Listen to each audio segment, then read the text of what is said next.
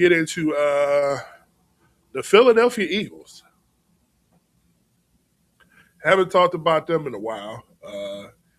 This year, it seems like anytime I talk about them, it's not really the greatest thing going on. But a lot of OCs have turned this job down. They're going other ways. Mike McDaniel was one of the candidates at one point. Of course, he went to the Chargers, and he might still be in line for the head coaching job somewhere. Raiders. So that may be a thing there sometime soon with the Raiders and McDaniel. But he turned down that OC job and went elsewhere. Um, what's the guy's name? Declan Doyle. He backed out of the job. Had an opportunity to move up and be the OC for the Eagles. He said, "I'd rather stay put in Chicago." As I think, what is he over there? He is a pass game coordinator or quarterbacks coach over there, and he didn't want the job. So now the Eagles have turned their sights to Gerard Johnson of the Houston Texans. I think he's the quarterback coach over there, and they're looking at him. Brian Daboll is still on the list. I think he's their number one guy. I think he's their number one guy. If Brian Daboll don't somehow, some way land back with Josh Allen in Buffalo, so we'll see what happens with that whole situation. But the Eagles having a hard time getting a coordinator, and I'm going to tell the truth. You know why they're having a hard time. We ain't got to act stupid.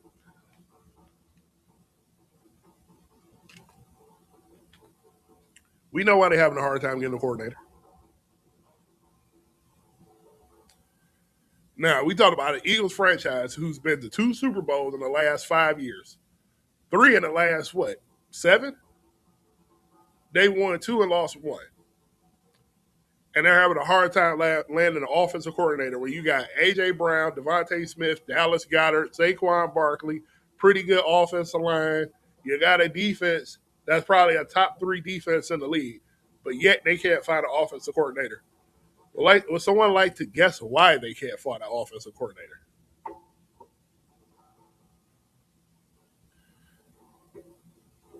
Nobody? Nobody? Okay, let me say why they can't find an offensive coordinator. Because they have a quarterback named Jalen Hurts. And see, don't nobody want to tell the real truth. But I gotta tell it. So much smoke and mirrors went on in that offense when Kellen Moore was here. I mean, like I said, it was the perfect storm. You had the best offensive line in football.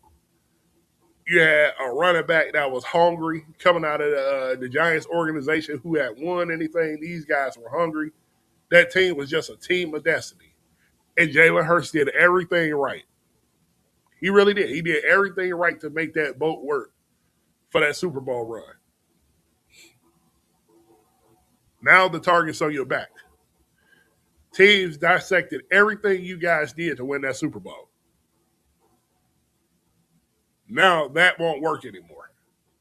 Now some pieces have been changed. So now you got to adjust. He can't adjust.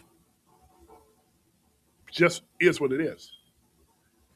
He got paid like an elite quarterback. He did some elite things. He did enough to win a championship. That rewarded him a very massive contract.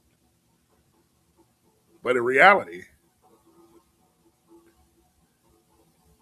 he's not an elite quarterback. And all these offensive coordinators that has been looking to look into that position, looked at the situation and looked at the landscape, probably talked to a Kevin Patullo or whoever else that's close to Kevin Patullo when these reports were coming out about they only could do what Jalen is capable of handling. They're looking at this job like it's a red flag. Why would Mike McDaniel want to Why would Mike McDaniel want to come to Cleveland? To Cleveland. Why would Mike McDaniel want to go to Philadelphia, where he just lost his job in Miami? Pretty much for sticking with Tua Tagovailoa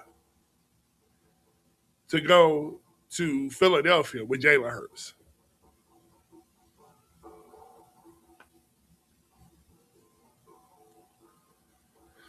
They're like one and the same almost.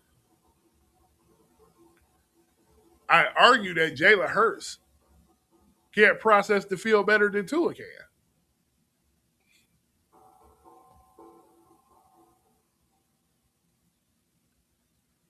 So, when we having this conversation about why the Eagles, a team that's set up to win for the next 4 years, don't have an offensive coordinator, that's your answer.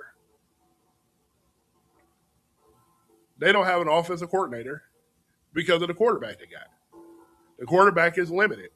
It's just what it is. No hate to him. He's just a limited quarterback. And he can't adjust. He can't adapt to what he's seeing with his eyes. And the Eagles are in a position where they made this guy the front face of the team because it's a lot of business that go along with it. But please believe if Jalen Hurts tears a pinky nail, they're going to try to put him on the shelf for a couple weeks next year because they're going to want to see what the other guy behind him looks like with a real offensive coordinator. Who's going to want that job when Kevin Patullo was harassed, bullied, threats on his life? Who's going to want that job? Not saying Kevin Patullo was Sean McVay or anybody like that, but we never got to really see who he was because he's dealing with a limited guy. Well, he can't call plays. No, he's not Kellen Moore. Not the same Kellen Moore when he went to Boise State was a savant. He's just a savant even from when he played quarterback. He just didn't make it. But when he went to Dallas, Dallas had one of the best offenses in the league. When he went to the Chargers, they had a high-flying offense. And when he went to the Eagles, they had a high-flying offense. So you can't expect Kevin Patullo at that time to be what Kellen Moore was. They had him, head coach. Shane Steichen, head coach. That was the best two offensive coordinators. And these guys were so good that they went on to be head coaches the next year. So no average quarterback, average offensive coordinator can come in and make Jalen Hurts better than what he is. That's just what it is. Not no average run-of-the-mill coordinator who can put you at about 15 to 18 as far as offense goes, offensive ranking goes, can help Jalen Hurts. They're going to have to be a top-tier coordinator to create smoke and mirrors for Jalen Hurts to really succeed. Or you're going to have a hell of a running game. It's going to be one of the two. It's just what it is. He's not that guy. He just don't process the field that well. And that's just what it is. So you have to build around him. And it's going to take somebody very special to do so. That's it. So everybody's looking around and trying to figure out why no one's taking that position because they don't want that dead weight on their back. That may be the last time they get an offensive coordinator job. Now you had two coordinators that have come in and it was fired. Brian Johnson and then Kevin Patullo. Now these guys go somewhere else and rebuild their names and they start to be looked at as head coaching candidates a couple years down the road, that's going to tell you everything you need to know.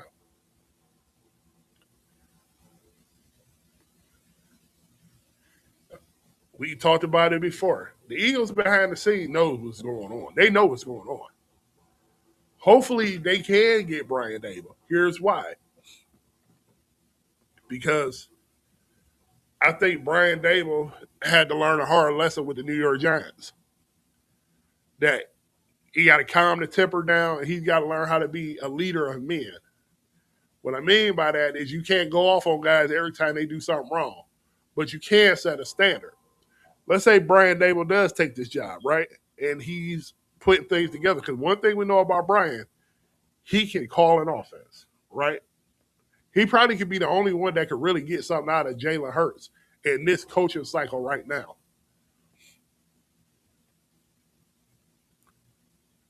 Because he's going to use them to run a little bit. He's going to use them to throw a little bit. Probably come up with some pretty cool concepts that Jalen could hold on to. But he's also positioning himself if Nick Sirianni falls apart next year, halfway through the season, and he's lost his team like I felt like he lost it last year. Then he can take the position and become that interim head coach and try to take this team the rest of the way and maybe have a chance to take over that job. Just my thoughts. I could be totally wrong, but if I'm Brian Daboll, I would take that job because me personally, Nick Sirianni's job isn't safe. We all know Jeffrey Lurie will pull the plug. If he don't like what's going on, he will pull the plug.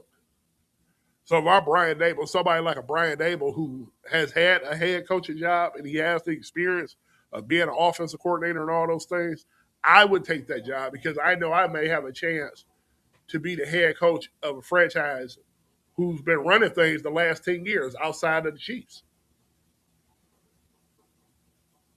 Like I said, 3 Super Bowls in 7, 8 years. They've been a really good team outside of the Chiefs. So I would put myself in position to get that job too.